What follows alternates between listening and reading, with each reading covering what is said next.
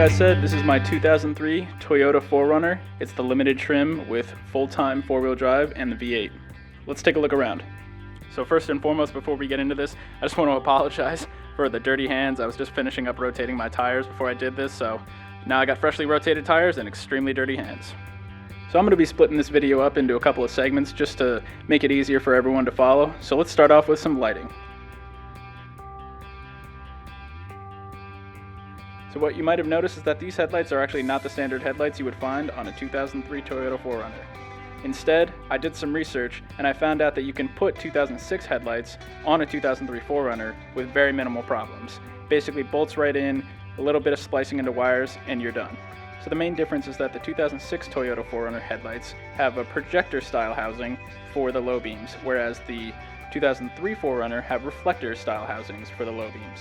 I think the projectors for the 2006 headlights perform way better than the 2003 reflectors, so that's why I decided to do the swap. So I changed these headlights right here, but that's not the only thing I've changed or upgraded. First and foremost, let's take a look down below. So down here, again, you might notice things aren't as they normally are. We have the standard fog light housing, which are also projectors, which are really nice. They changed back to reflectors in the 2006 and above models. Not really sure why, but I really enjoy the, projector style housing for this fog light. And then this is the other main difference right here. This is a secondary fog light that I just installed probably last weekend or a week ago or something like that. And it is an amber LED fog light. The LEDs in there are actually amber, and they actually put out a massive amount of light.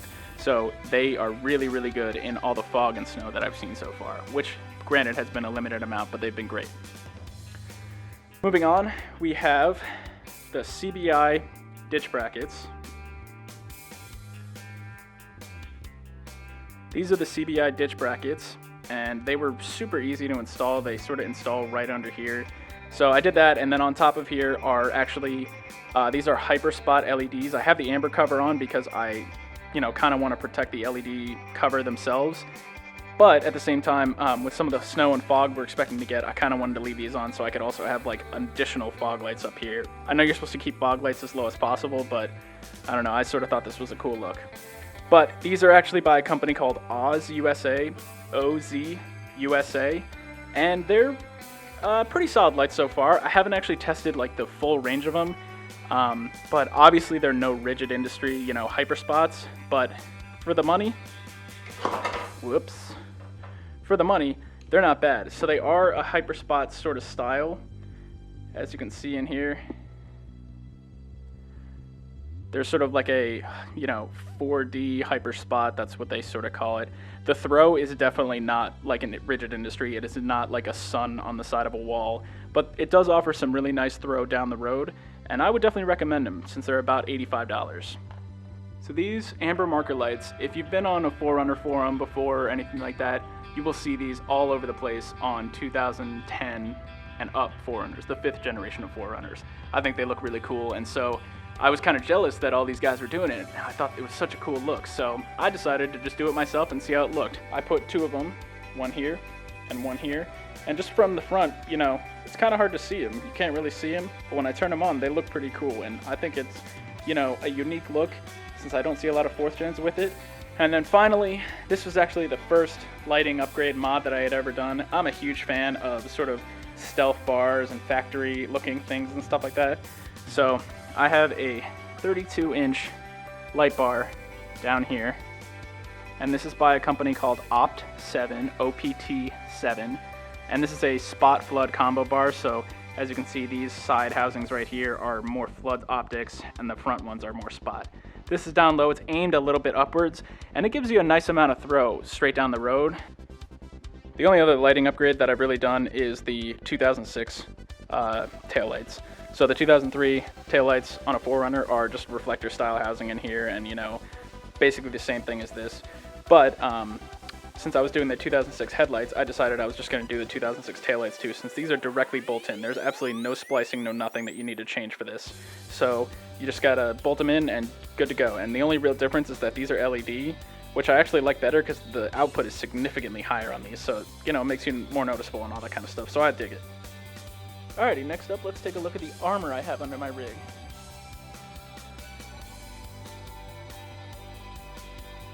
I don't do a lot of hardcore rock crawling or anything like that, but I do like to do some rock crawling.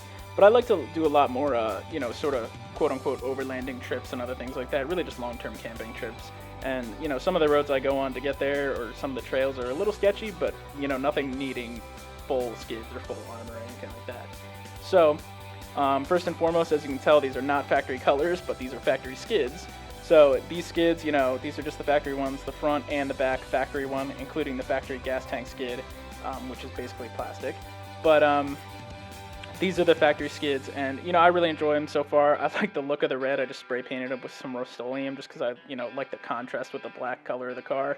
So I did that, and they've held up pretty well. As you can see, I've bashed on them a couple times, but other than that, they've done a pretty good job. The only armor that I actually have upgraded are the A-arm skids right here. These are from a company called RCI Metalworks, and I have to say I'm extremely happy with them. These are 1/4-inch aluminum as opposed to 3/16 steel.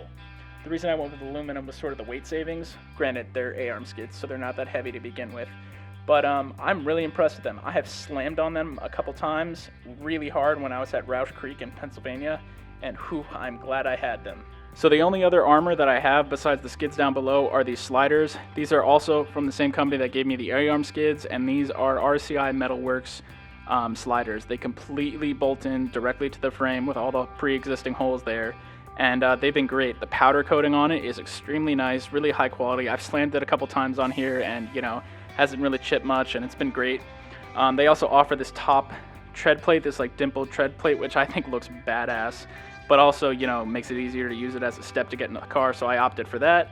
And they've been great. I've slammed them a couple times, slid along some rocks, and I really can't complain about them. Alright, next up, let's take a look at the wheels and tires.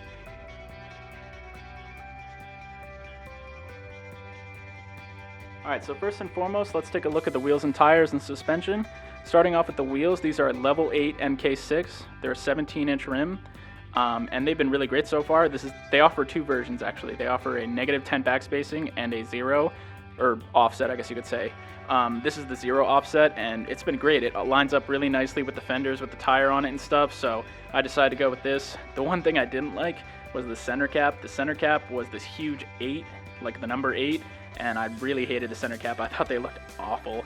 So I decided to picked up these like TRD center cap, kind of fake TRD ones, and just put them in there, and I actually really like the look of it, the sort of offset color and the red and all that kind of stuff. Really enjoy it. So on these tires, wrapped on these tires are 275/70 R17 BF Goodrich KO2s. So it's their all-terrain tire. I literally just finished up rotating, as you can see with the hands. So I did the rearward cross rotation, and it was super easy and stuff. But I'm really impressed with these tires. They're not a mud terrain or anything like that, so I haven't actually gotten stuck. I can feel myself slowing down in mud sometimes, but I haven't actually gotten stuck in these things, knock on wood, and they've been a really great tire all around. So then it might be a little tricky to see, but behind my KO2s right here is my suspension. So right here you can see this is a Toytech 3-inch lift. This was a lift kit that I got from toytech.com, obviously, and I've been really impressed with it so far. It was preset, quote unquote, for 3 inches of lift, but when I put it on, I had a massive rake in the rear, like probably 2 to 2.5 inches. So I rode for it like that, rode with it for a while, but I was really just unhappy with the look. So these are Bilstein 5100s with Eibach coils on them. And so what I ended up doing was I took off the coils and I ended up bumping up the Bilsteins up to one more, the 0.85. They were on the lowest setting, so I bumped them up to the 0.85 setting, so the next rung up, and now they are like truly perfectly level with the back. So the only other upgrade down here is the Wheelers Off-Road Super Bumps, and it's a little tricky to see, but you should be able to see them right about there. So basically these are just extended bump stops that are actually a softer compound of rubber, so they compress more, which is actually perfect because it actually compresses right to the point of the bump stop that I need. So that's the only other upgrade down here I've done.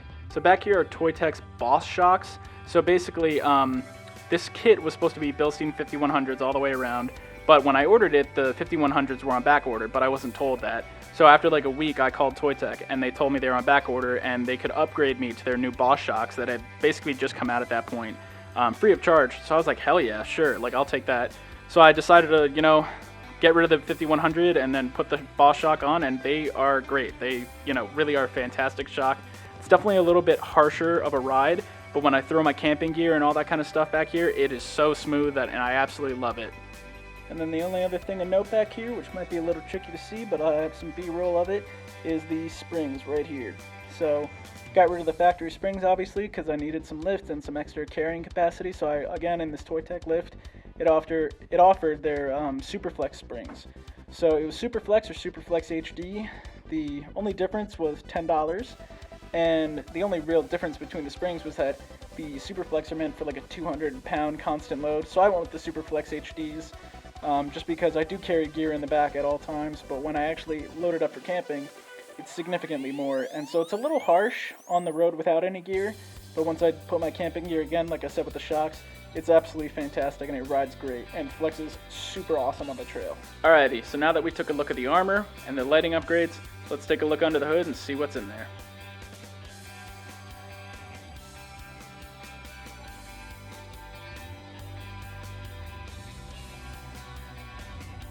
As you can see, this is the 4.7 liter V8, and I freaking love this engine. This thing is an absolute beast, especially in the low range.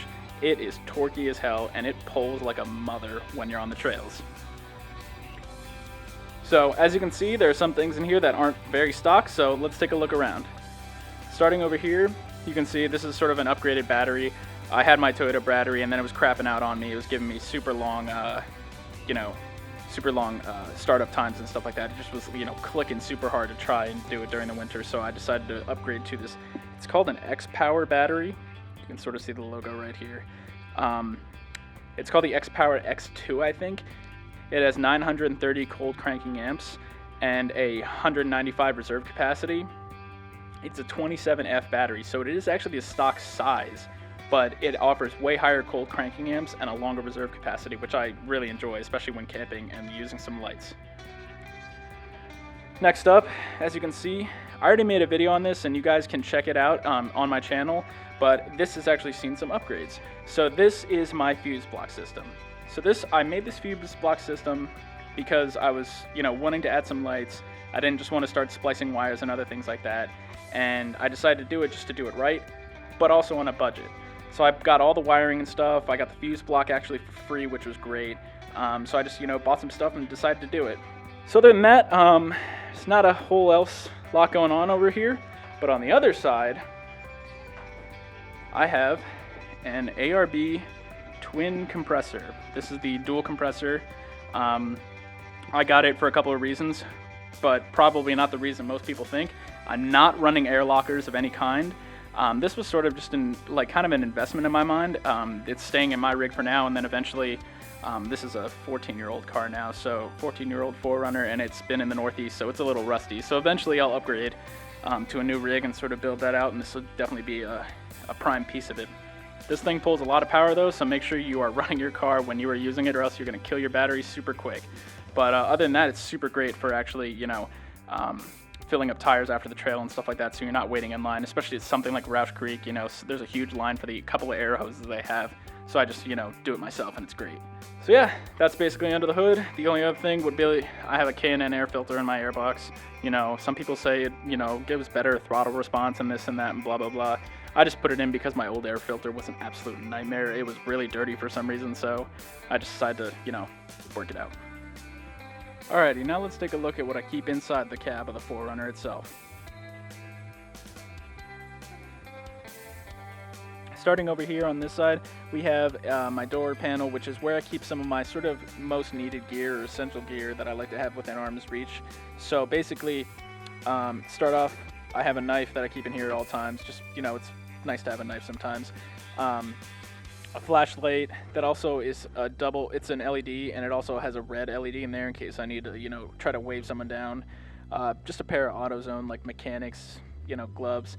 And my air down tool. This is my air down and air up tool. It's from ARB.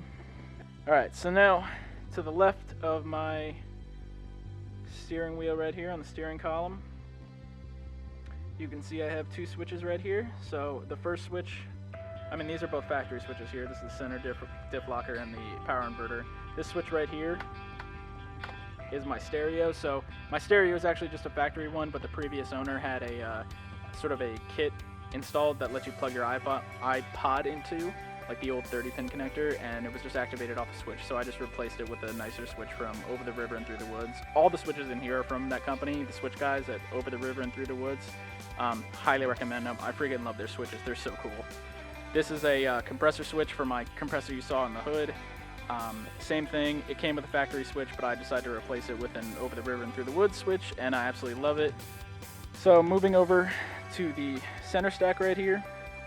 This is actually something I just finished up recently, and I'm pretty proud of it, not gonna lie. So this used to be a little cubby thing that not a lot of people use. It was an awkward shape and there wasn't a ton that you could fit in here. I had my sort of service manual in here, and you know, my service record, all that kind of stuff. But it was kind of, you know, just pointless in my mind. So I figured it would be a perfect place to put a switch panel. So since I added all my lighting, I wanted a place where I could put all the switches, just for all my lighting, in one central location. So like I said, none of these are, you know, tied to ignition, so I can turn them on right now. See, the marker lights are on, fog lights on, hyperspot's on, flood bar on. So all these work whenever I want them to, which is nice when camping and I don't want to start my car and all that kind of stuff. But this whole panel right here, I was originally going to use the factory one, but I decided I wanted to, you know, play it safe a little bit in case I messed up. So this is ABS plastic, and it actually looks pretty nice. It's a little tricky to see, but it, you know, hides pretty well with the factory sort of look right here. So I'm happy with it, and it's really easy to work with. It bends nicely with a heat gun, so I just put it in there and called it a day. So all these switches work, and yeah, I'm really happy with it. Moving over here, I have my CB, which I keep on my right knee. Doesn't get in the way, which is nice, and this is just, you know, a holder stuck on by 3M tape. This is the Cobra 75, and it's a nice little radio. You know, I don't have any need for a super high-end radio, and since it's all in one sort of like handheld thing, I can just, you know, talk with it, put it back, pop it in, done deal. And that's all it is. The rest of the dash is basically completely stock. You know, not a lot to it. And so up here I have my Blue Ridge Overland Gear visor panel. This is basically just Velcros on, super simple. I never use the mirror in the back anyway, so I wanted a place for a little more storage. So right here I have a couple pens, I got a little baby flashlight, I got a knife, and inside this little zipper pocket I have a couple of miscellaneous things. I have my, I think I have my pass for Roush Creek, I have my service manual, and I think I have a sticker in here I actually need to put on. And then up above, I just have a couple of patches and stuff that I've sort of collected over the time I've had the 4Runner. A couple of Team 4Runner ones, which are super cool. Blue Ridge Overland Gear. I got a couple from Toyota, actually. These are directly from Toyota. I've never seen them before, and I'm not sure why I got them, but I have them and I got them, so I think they're super cool. You know, T4R.org, got to represent the 4Runner forum. And then just a couple other. These are actually from Blue Ridge too, and I need to put them on a couple of my bags in the back that have gear in them. So coming around to the back, you know, super simple. I don't carry a lot of gear back here. Zip ties, always a good thing to have. Phantom 4 drone. Unfortunately, not actually mine. I wish it was, because holy shit, this thing is awesome. But I have it for practice right now. Actually, I'm borrowing it from a friend because I'm eventually going to get one of my own, hopefully. Yoga mat. Great for yoga, also great for sleeping if you need to actually use it. This is my fire stick. I'm in my garage right now. It's a 3-foot fire stick, and I actually don't fit inside the garage with the fire stick on. So I have a quick release on the bottom, and I just take it off every time I want to come in. Then over here are two things. Two more things that I keep in my car at all times. Fire extinguisher. I highly recommend you always keep a fire extinguisher in your car at all times. It literally, there's no downside to it whatsoever. This is loose right now because I was actually moving it around, but normally it hides right under the seat, and I can reach it directly from my seat and just grab it by the head and pull it right out. But it's just loose because I was playing around with it. And the other thing is sort of a safety thing, sort of, you know, for long range trips and other things like that. This is a ham radio. This is a Baofeng, I think that's how you say it. This is a Baofeng UV5R Mark II or something like that. I have the extended battery on it and an extended, you know, antenna width thingy. Range-wise, I haven't actually tested it, but I've gotten, I think, at least a mile and a half on a repeater with it. which has been really cool in my mind. I literally just got certified or licensed, fine technician license, a couple months ago, and I just bought this to play around with. I eventually want to get a full-size radio in the rig, but this has been working so far, and I can just, again, I keep it on the back seat because I can actually grab it directly from the driver's seat. So yeah, guys, that's basically my rig right here. This is my 2003 4Runner, like I said. If you have any questions about some of the modifications I've done on it, or some of the trips I've gone on, or some of the trips I even have planned coming up, feel free to put them in the comments below. You know, I love talking about 4Runners and stuff, so if you have one of your own, let me know, and you know, maybe we can hit the trail sometime or something like that. I absolutely, you know, just love making videos and, you know, talking about 4Runners. So I hope you guys enjoyed this video. Thanks for checking it out, and feel free to like and subscribe.